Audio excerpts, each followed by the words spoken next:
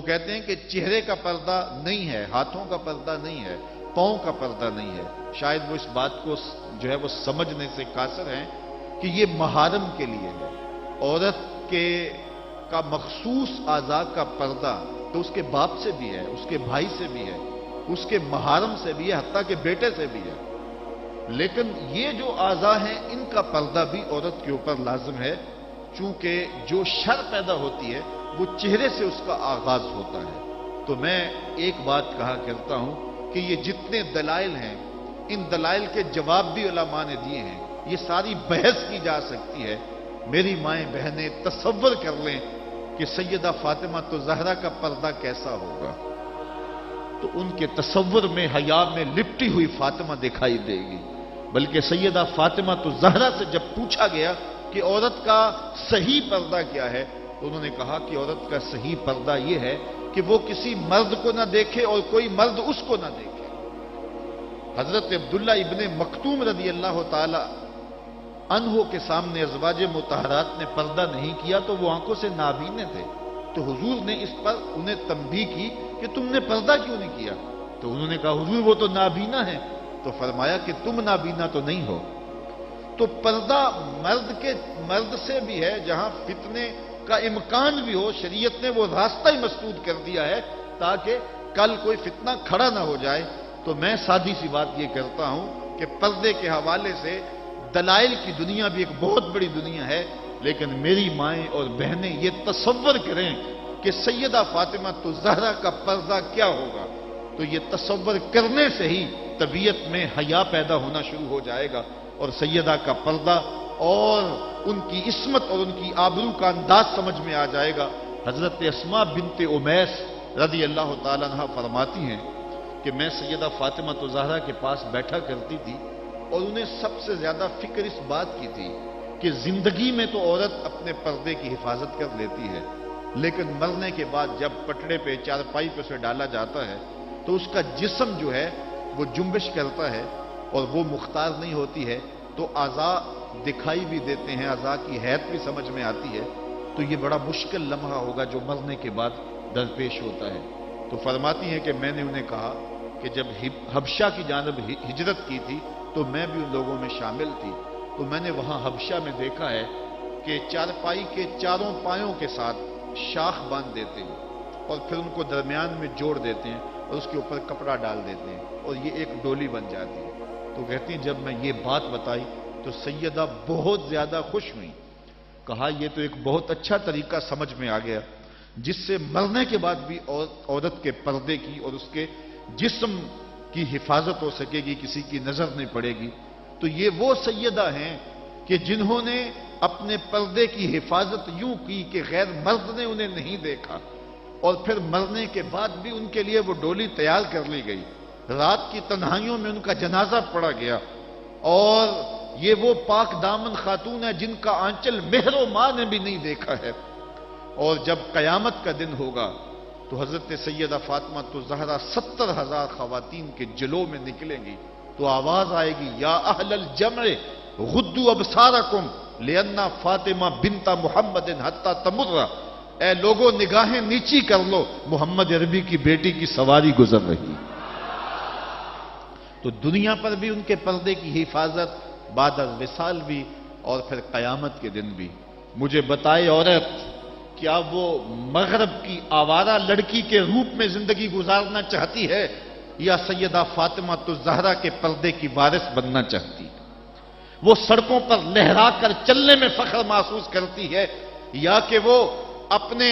مخصوص پردے میں لپٹ کر کے تقدس مہاب انداز میں گھر سے مجبوراً نکلنا پڑے تو نکلنا پسند کرتی ہے؟ کوئی بھی شریف زادی یہ پسند نہیں کرے گی کہ وہ مغرب کی حیا باختہ لڑکیوں کی طرح آوارہ مزاج ہو اور اس کی طرف شہوانی اور بھوکی اور غلیظ اور گندی نظریں اٹھے۔ وہ چاہے گی کہ میں تقدس معاب زندگی گزاروں۔ میری بہن، تیرا برقع تیرے لیے قید خانہ نہیں، تیرے برقعے کی ایک ایک سلوٹ تیرے حیا کا پہرا ہے۔ تو مغرب کی ٹینو نہیں ہے، تو مشرق کی بیٹی ہے، تو فاطمہ ہے، تو عائشہ ہے، تو حفصہ ہے۔ تیرا پردہ اس کائنات کے حسن کی علامت ہے، تو سمٹ جائے گی تو امت پھیل جائے گی، تو گھر کو سنبھال لے گی تو امت بحر و بر پہ جاری ہو جائے گی۔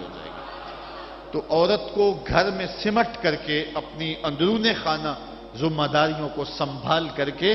اپنی عصمت اور اپنی آبرو کی حفاظت کرنی چاہیے تھی۔ اقبال نے بڑی خوبصورتی سے اس پر بحث کی ہے کہ عورت کے لیے پردہ ضروری ہے یا نہیں، اور پھر کہا عورت کو یہ خود اپنے آپ سے پوچھنا چاہیے کہ وہ کس روپ میں اچھی لگتی ہے۔ ذرا دیکھیے اقبال کا لہجہ،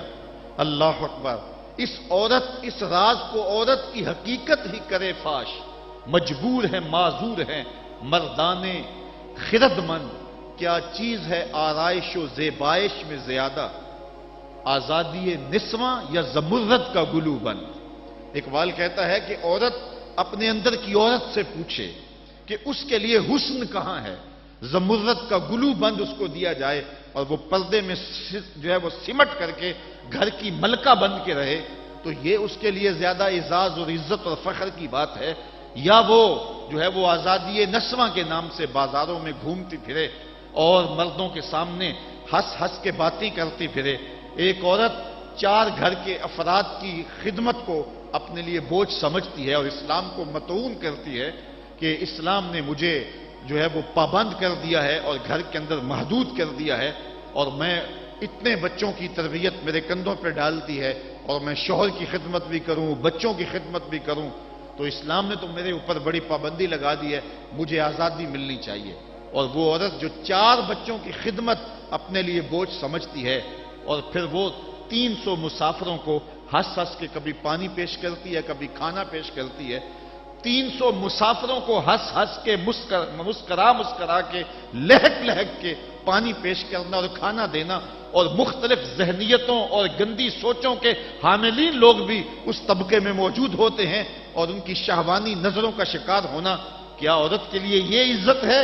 یا عورت کے لیے یہ عزت ہے کہ گھر کی 4 دیواری میں سمٹ جائے اور تقدس ماحول کے اندر اپنے بچوں کی تربیت کرے؟ عورت کو جتنی ذمہ داریاں دی گئی ہیں وہ صرف ان کو سنبھال لے اور ان کے سنبھالنے کا حق ادا کر دے تو وہ ایک اچھے معاشرے کی تشکیل کی ضمانت بن جاتی ہے۔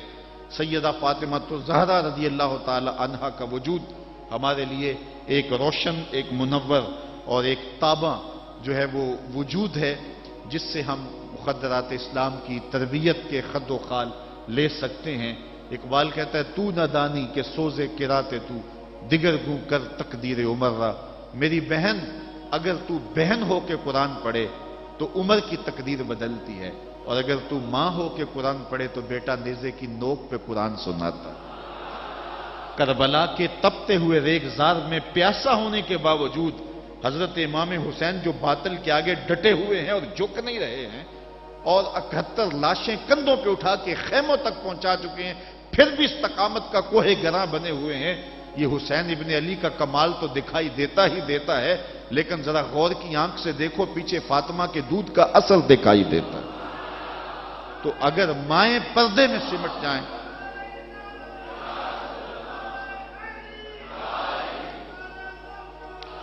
تو یہ حضرت امام حسین کی صورت کے اندر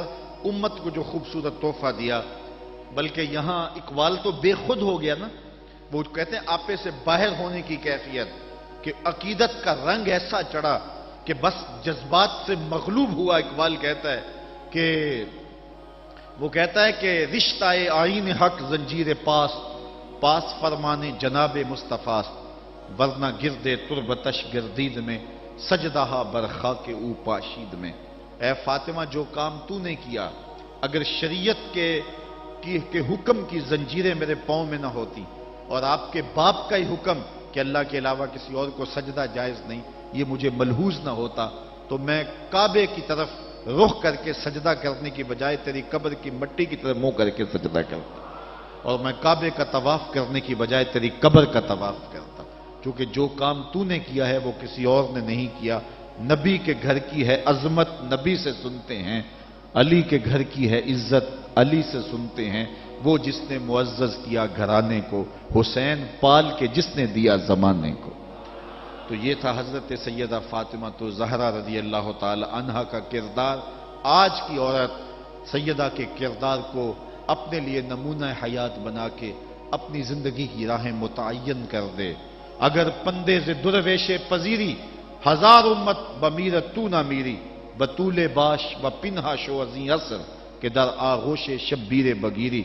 اگر فقیر کی ایک بات تو مان لے، ہزار امت مر جائے گی۔ اقبال کہتا امت مسلمہ تجھے زوال نہیں آ سکتا، اور وہ کیا ہے؟ بطول بن جا اور زمانے کی نگاہوں سے پوشیدہ ہو جا، پھر تیری گود میں بھی حسین کے جانشین جنم لیا کریں گے۔ تو جب عورتوں کا کردار بچوں کی تربیت تک محدود ہوتا ہے اور وہ اس کردار کو بحسن و خوبی نبھاتی ہیں، تو پھر ایک اچھا معاشرہ تشکیل پاتا ہے۔ لیکن جب حیا باختگی زمانے کو جکڑ لیتی ہے تو پھر قومیں اپنا وجود کھو دیتی ہیں۔ ہمیں ان تمام اسباب پہ غور کرنا چاہیے جس نے اس امت کو عروج سے زوال کی طرف دھکیل دیا، تو ہمیں ایک سبب یہ دکھائی دے گا کہ مخدرات اسلام کا جو کردار تھا، جو ذمہ داریاں تھیں، وہ اس نے پھر ادا جب کرنا چھوڑ دی اور اپنے دائرہ کار سے باہر آ گئیں، تو پھر وہ ذمہ داریاں نہ نبھانے کے سبب امت روح بزوال ہوئی۔ گھروں میں بیٹھ کر کے ماؤں نے تربیت کی تھی۔ ہم نے دور اسلام کے اندر بڑے بڑے مشکل حالات دیکھے ہیں۔ مشکل حالات میں جب اسلام پہ سخت سے سخت وقت آئے، لیکن جب درگاہیں بند ہوں گی، جب خانقاہیں بند ہو گئیں، جب مدارس دینیاں بند ہو گئے، جب اذانوں پہ پابندی لگ گئی، جب بہت کچھ ہوا تھا، لیکن ماں کی گود کی درسگاہ تو کبھی بند نہیں نہ ہوتی ہے۔ تو ماؤں نے اس وقت دین کو زندہ رکھا۔ آج بھی ہمیں اسی طبقہ نساء سے امید ہے کہ یہ دوبارہ امت کی نہضت کے لیے جو ہے وہ ایک با ہمت کردار ادا کریں گی۔ اللہ تعالیٰ خواتین اسلام کو حضرت سیدہ پاک کے اسوہ نور کی روشنی میں اپنی زندگی گزارنے کی توفیق عطا فرمائے۔ یہ جو سال ہا سال کے بعد اور سال کے دوران بھی ان کا تذکرہ کیا جاتا ہے، تو فضائل کا باب بھی اپنی جگہ پہ، لیکن ہمیں ان کی زندگی بطور نمونہ اختیار کر کے ماؤں بہن اور بیٹیوں کو اپنی زندگیوں میں شامل کر لینی چاہیے، تاکہ جو ہے وہ اس سے روشنیاں اور اجالے زندگیوں میں شامل کر لیے جائیں۔ اللہ تعالیٰ اپنی خاص رحمتوں سے ہمیں مالا مال کرے اور اپنی خاص کرم نوازیوں سے ہم سب کو اپنی رحمتوں سے ہی